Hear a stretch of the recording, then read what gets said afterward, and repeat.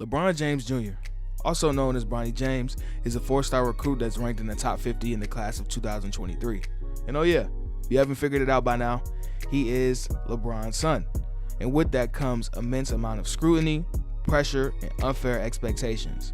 And now with Bronny entering into his senior year of high school and LeBron making it clear that he wants to play with Bronny once he arrives to the NBA, it sparked a question in my mind. How good is Bronny James? What does his path to the NBA look like? Well, let's dive into the film and see if we should believe the hype.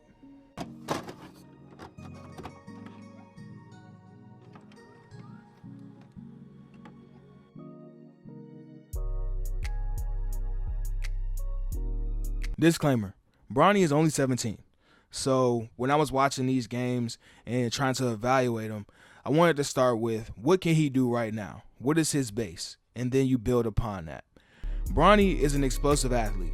He can finish above the rim, like really above the rim, and he can float, like really float in the air when absorbing contact at the rim to finish around or above a defender.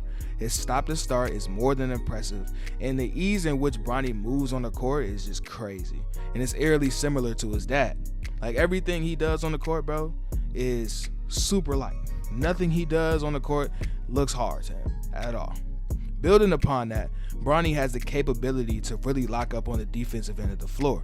That same explosiveness and fluidity that he possesses is an aid to him defensively. He can slide the hell out of his feet and stay in front of whoever the ball handler is. And he's not only light-footed, he's strong too. So whenever somebody's trying to body him up or try to bully him, he's not going for any of that. And he's also smart with it too. He uses this strategy when attackers are trying to body him up.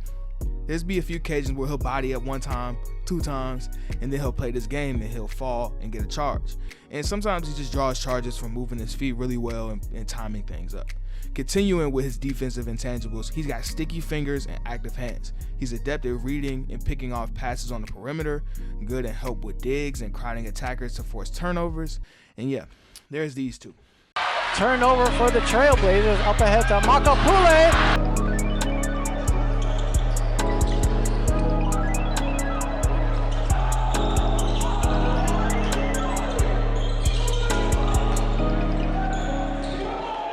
The third pillar of Bronny's abilities at this point is his budding ability to shoot the 3-ball. At this point, his shooting stroke is super solid and he's fairly consistent in knocking down threes, but right now he's better as a catch and shoot shooter or just like a 1 dribble into a shot shooter.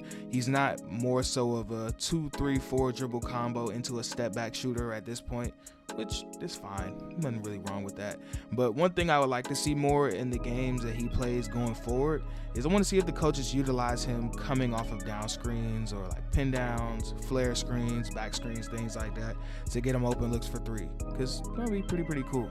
Outside of that, the off the dribble 3-point shooting, like I said earlier, and the free throw shooting are things that aren't up to par as of right now, especially the free throw shooting. But as a shooter, Bronny is fairly promising. Okay, so this is Bronny's superpower on the basketball court right now. His ability to play make, more specifically his passing acumen, is really f***ing good. Bronny has a knack for making some absolutely exceptional passes, and they come in all types of variety too, bro. Like, you want good reads off of PNRs? Okay, you got that. Oh, okay, what about cross-court passes? Yeah, he got those in the bag too. Okay, can he make reads and transition? You damn right he can, man. But what about collapsing the defense and making a tight pass into a tight window? Yes, bro, he can do that too, bro. Like, Bronny is an amazing passer. I guess it's safe to say that he possesses some of his OG's abilities, huh?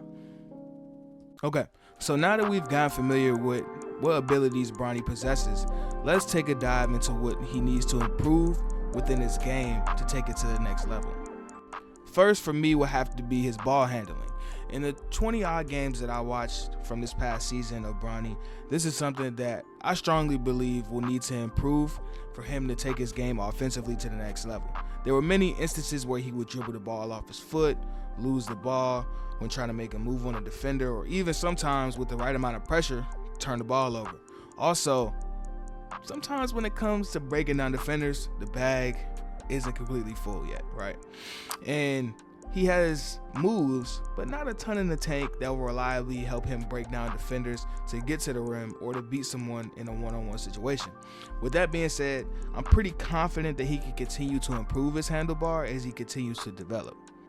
Second would be the thing that I've seen kind of in a pattern over the course of the games that I watch. It's not something that always happens at a specific time in the game, but it happens nonetheless. Bronny at times can tend to disappear in the midst of a game.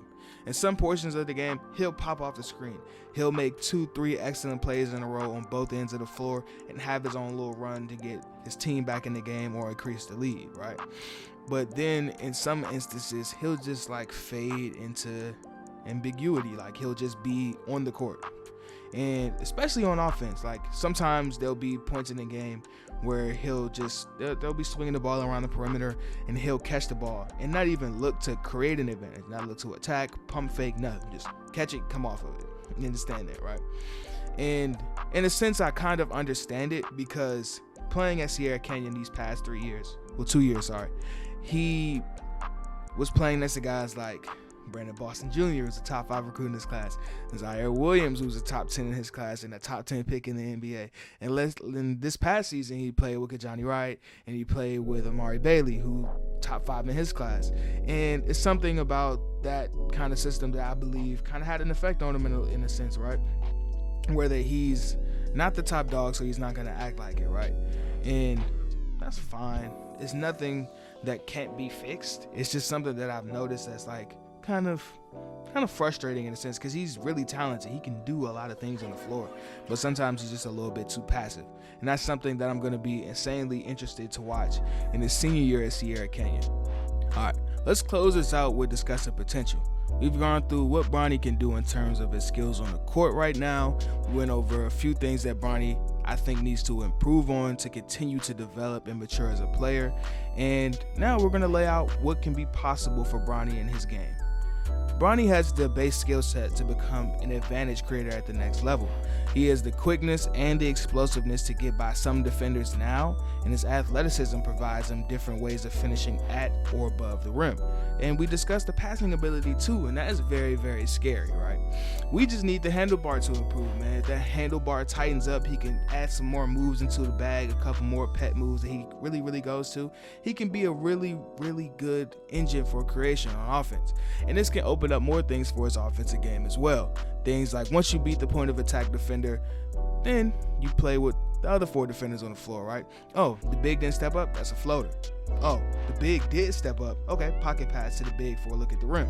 There's help peeling off once the big steps up on the tag.